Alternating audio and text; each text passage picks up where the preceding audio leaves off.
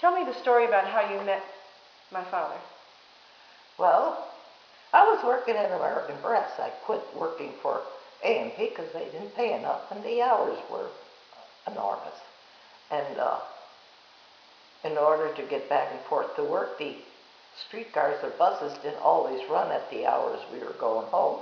I worked at an A&P store on Delaware and Hurdle, and I lived in the Black Rock area, which was off of Amherst, and that took about 45 minutes to get home. And it was bitter cold in the winter. So you went to work at American Press? So I quit there and I went to American Press. And I was working there and he came in.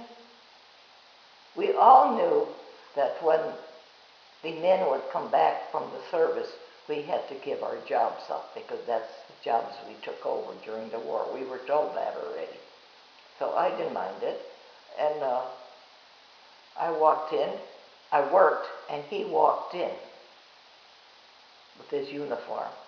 Uh-huh. And I said to the woman working across from me, Mary Welch, and I said to her, I said, Mary, you see that man there? And she said, where? He just walked by to go in the office. We had a small office in a place where we worked. And she said, yeah. She says, if he's not married, he's mine.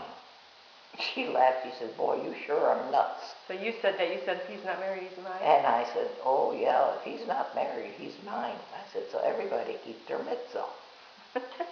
And there was one woman that I was friends with, Eleanor. And Eleanor says, what do you think about him? I said, well, you got your man, now I got mine. And she looked at me. And I thought to myself, you got eyes on him too. A little competition. I didn't know that he went in there to tell them that he was coming to work he was there on a Friday, that he was going to come to work on a Monday, the next work day that we had. And he was there, and I didn't recognize him because he was in uniform. This time he was in work clothes.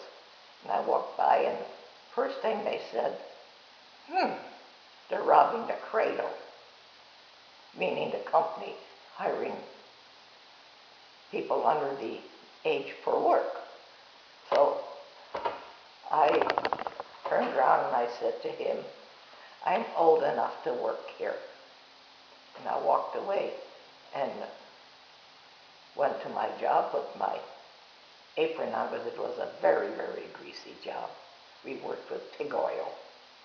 And Mary says, do you recognize him? I said, yeah, when I passed him. I said, sort of a smart aleck. I said, but he's still mine. And we would work.